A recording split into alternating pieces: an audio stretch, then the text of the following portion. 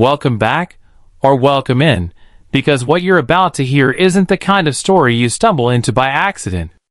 This is a case from a time when people didn't question what happened behind closed doors, especially in places devoted to death and grief. In 1915, the town of Millbrook, in Dutchess County, New York, was small enough that everyone knew everyone. It was about 85 miles north of New York City, tucked into the hills of the Hudson Valley. Farms, church bells, seasonal work, neighbors who borrowed tools and offered condolences without hesitation. And like any community, Millbrook had its deaths. But death here, at least on the surface, was handled with dignity.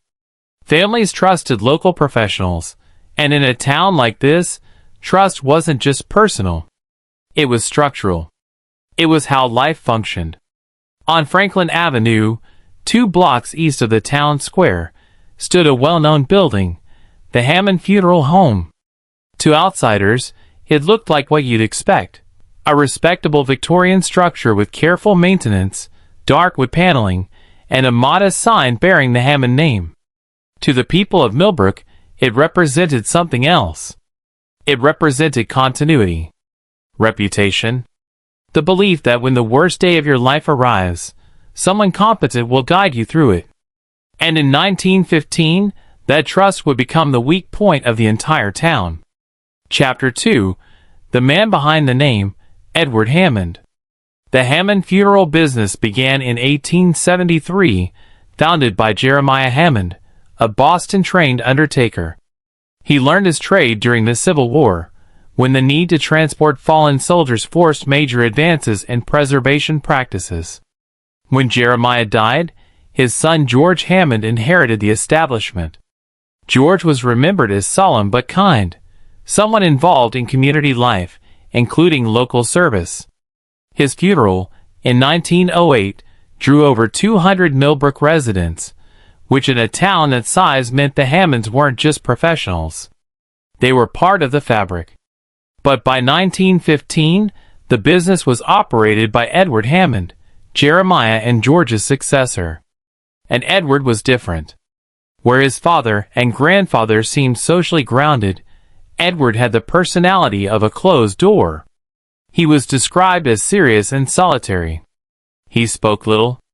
He performed his duties with precision, almost reverence, but without the warmth that people associate with community caretakers. His appearance matched the role. Thinning dark hair, a carefully kept mustache, a pale complexion, and eyes that carried intense focus when he spoke about his work. And socially, Edward wasn't disliked. He was tolerated, respected, a necessary professional, but not invited into anyone's life beyond business. To outsiders, that may not sound like anything frightening. But in a story like this, it matters. Because the most dangerous people don't always look dangerous. They look normal. They look controlled. They look like the expert. Chapter 3. A funeral home built for privacy. If you wanted to hide something in a small town in 1915, you wouldn't choose a chaotic place. You'd choose an institution designed around controlled access. The Hammond Funeral Home was built to accommodate both funeral work and private residence. It had formal entry spaces meant to comfort grieving families, viewing rooms under soft lighting, a consultation room furnished with leather chairs and a mahogany desk, and displays that offered options for families without exposing anything behind the process. And then, there were the areas no client was meant to see. The upper floors held Edward's private quarters, rooms never entered by clients. Even the cleaning woman, Grace Miller, was allowed into public spaces only, and into private spaces only on a limited schedule. But the true boundary was the basement. That's where preparation happened. It wasn't just private. It was functionally inaccessible, reachable only by a narrow stairway at the rear of the building. And unlike the public rooms, the basement had an industrial feel. Tiled floors and walls, specialized work tables, preservation tools and chemicals stored away. At first, it sounded like nothing more than professional setup. But there was something off. People rarely questioned the layout of a funeral home. Yet investigators later found that Edward's renovations, especially the ones made around 1910, didn't merely modernize the basement.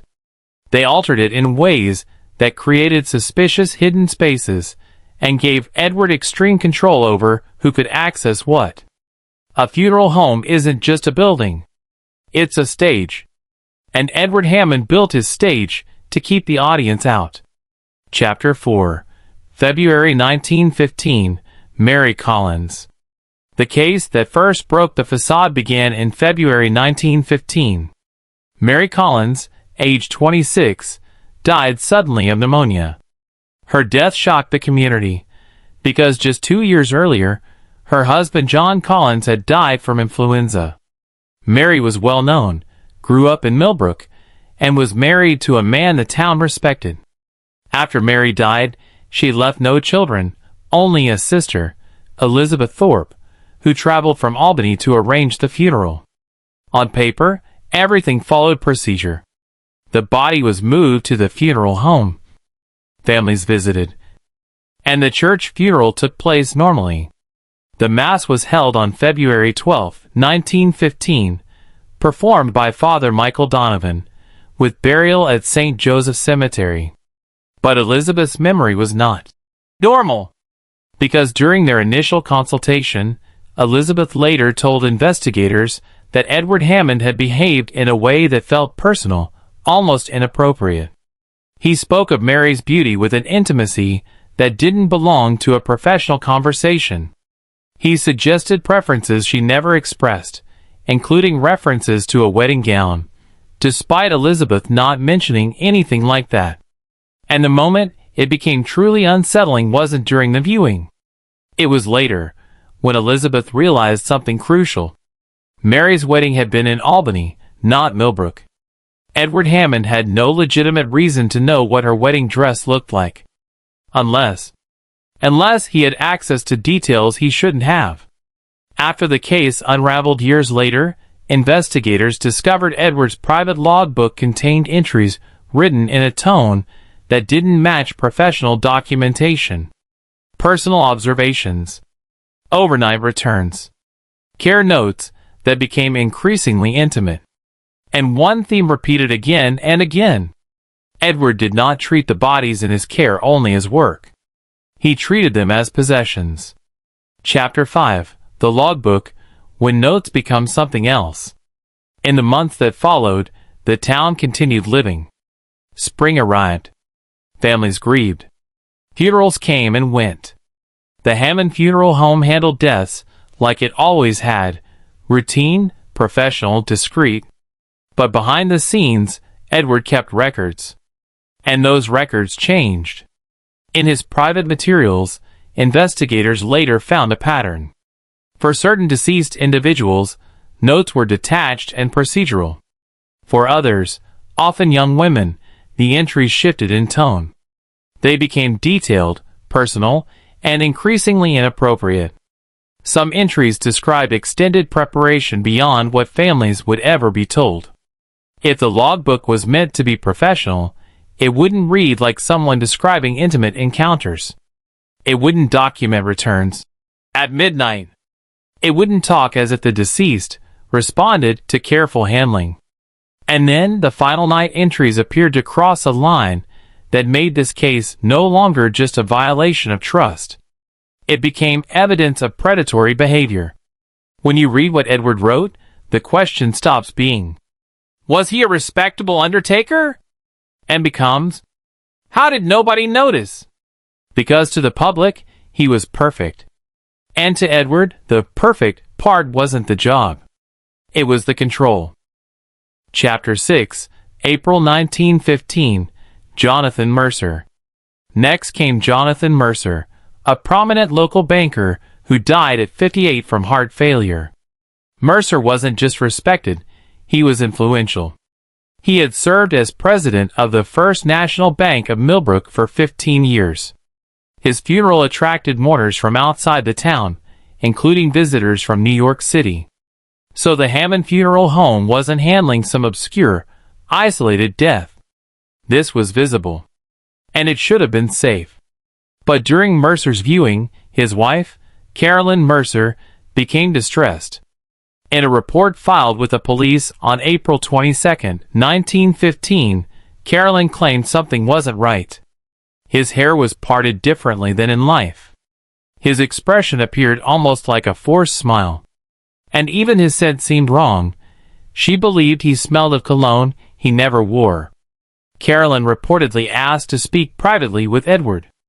And when she did, Edward responded with confidence and authority, telling her what she was seeing was normal embalming variation, and that her grief was distorting perception. That's the part that terrifies investigators most about cases like this. Edward didn't just do something wrong. He also knew how to make people doubt themselves. His professionalism acted like camouflage. Then, in Edward's private records, Mercer wasn't described as just prepared for burial. He was described as exhibiting ideal preservation, with notes about extended arrangement time and careful observation.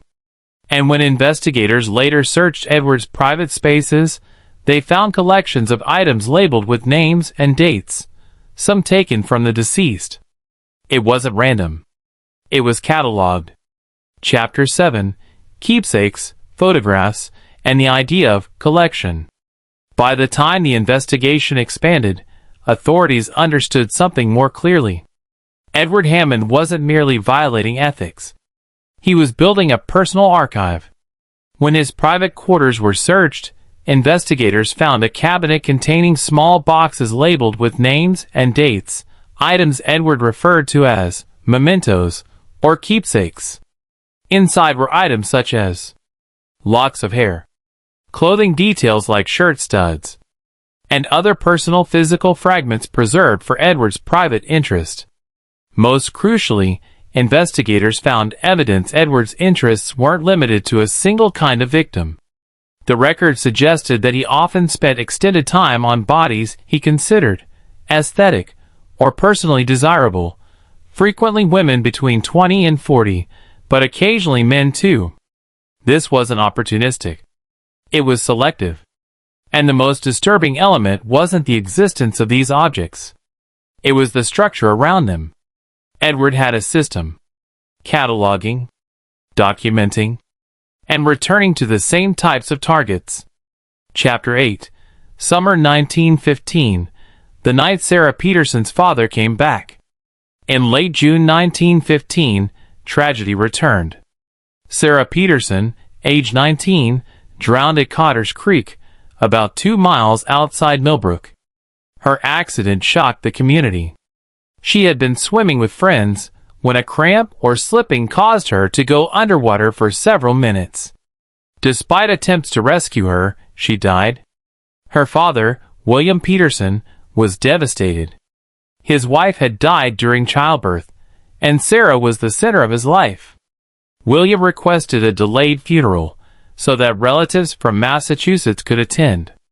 As a result, Sarah's body stayed at the Hammond Funeral Home for almost 5 days, which was unusually long but understandable given the circumstances. And William visited daily. Then, on the second evening, William unexpectedly returned with a photograph for the memorial display, something Sarah had looked like at her high school graduation. He had noticed lights in the building. The door was unlocked. He assumed Edward might be working late. But when William entered, he heard unusual sounds from the basement. Not equipment. Not machinery. Something like humming. Something like low talking. Then William saw Edward in the basement, alone, beside Sarah's body. In William's account to police, Edward wasn't engaged in ordinary preparation work. He wasn't treating the scene like a professional task. He was seated beside her in a way that felt intimate, speaking as if she were alive, touching her face and hair. William's shock wasn't just fear. It was disbelief. Because in Millbrook, the Undertaker wasn't supposed to be capable of this kind of behavior. William fled and went directly to the police chief. Chapter 9. Edward's Composure. Denial Without Panic.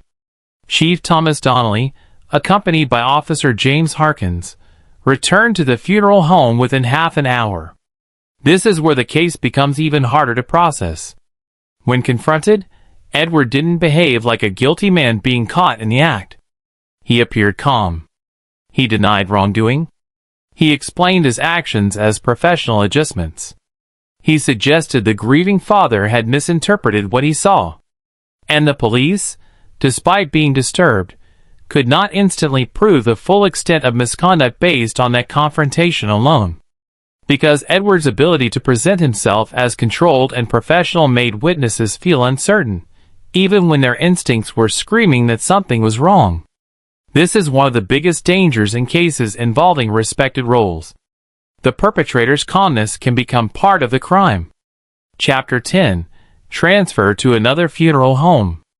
After William Peterson's report, authorities removed Sarah Peterson's body from Edward Hammond's care and transferred it to a funeral home in a neighboring town, where Morris Whitfield handled preparation. Whitfield reportedly found signs inconsistent with normal practice. Makeup applied too extensively for a teenager. Hair styled more like a bride's arrangement than a deceased young woman. And bruising on wrists and ankles that Whitfield documented with photographs. This wasn't a disagreement about taste. It wasn't a misunderstanding about grief. It was physical evidence. At that point, the community's denial could no longer hold. Chapter 11.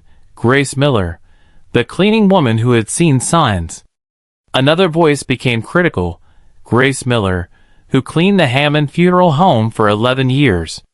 Grace wasn't allowed in the basement except on specific days, and she didn't enter Edward's private quarters except for weekly housekeeping.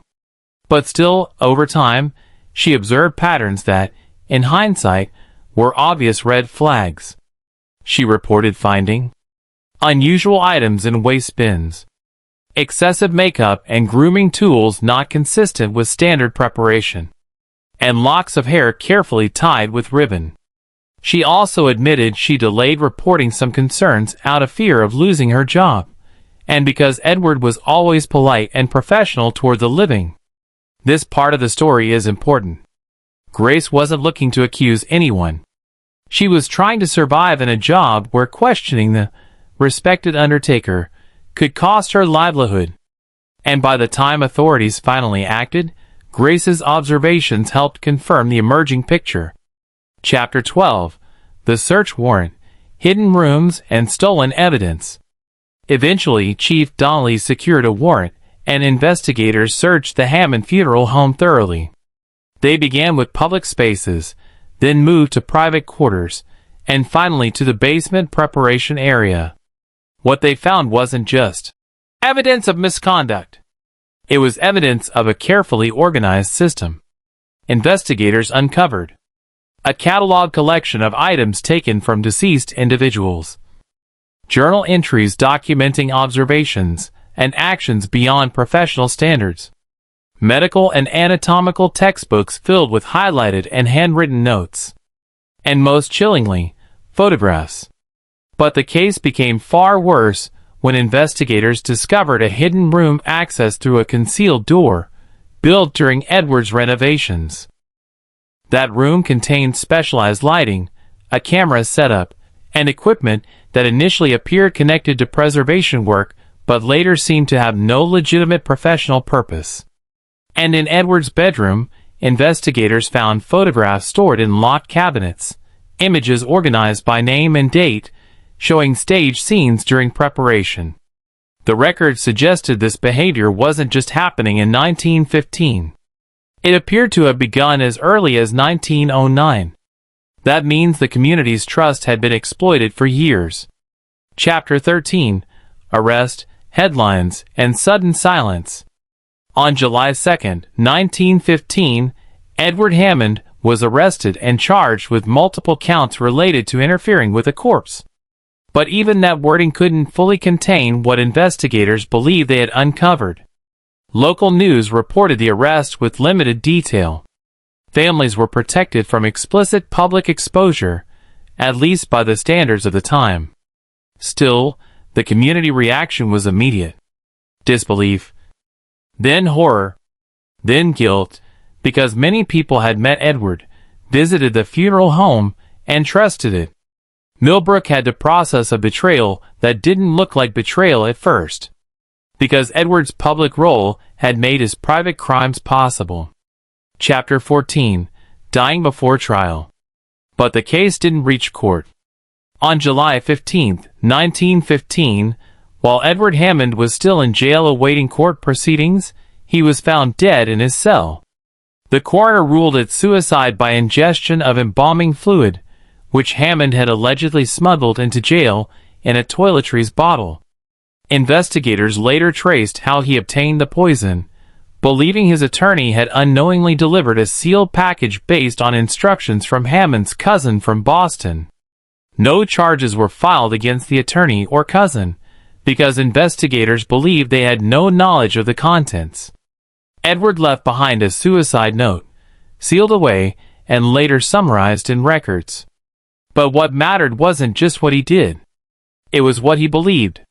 His note reportedly framed his actions as devotion, preserving beauty, keeping the dead from decay, and redefining his role as something more than professional duty. Then the investigation ended. No trial.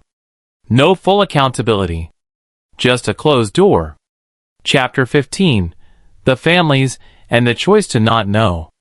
After Edward Hammond's death, authorities faced a painful problem. Thousands of communities don't just lose people. They lose clarity.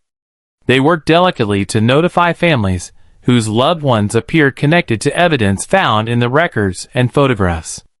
But details were withheld. Many records were sealed.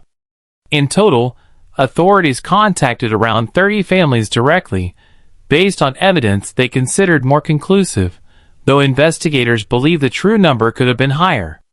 For those families, the decision became unbearable. Seek confirmation, or preserve the last version of reality they could tolerate.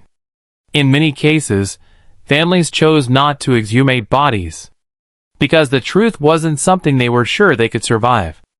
And so the case became both documented and unfinished. Chapter 16. A Town That Chose Silence.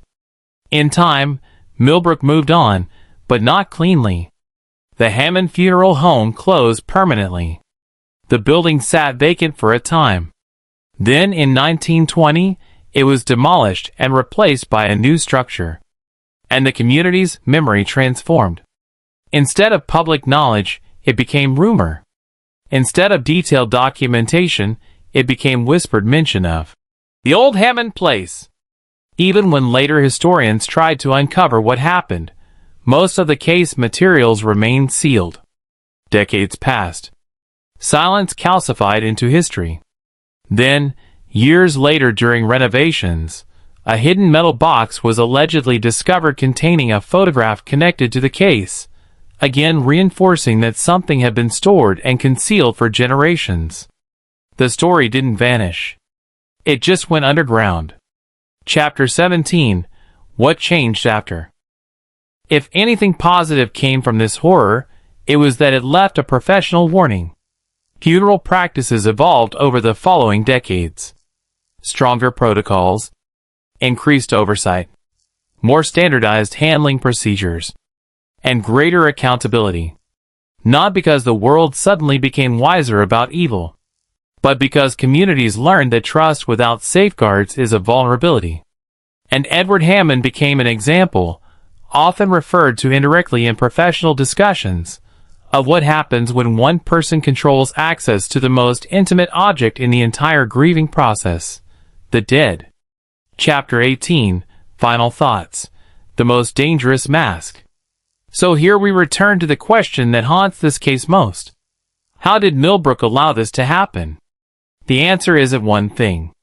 It's many.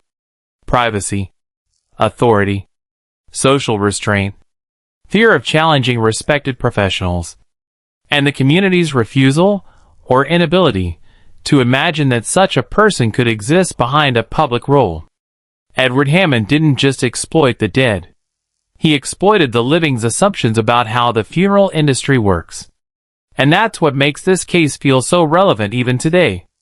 Not because the same exact methods could happen in the same way, but because the psychology of the crime is the same.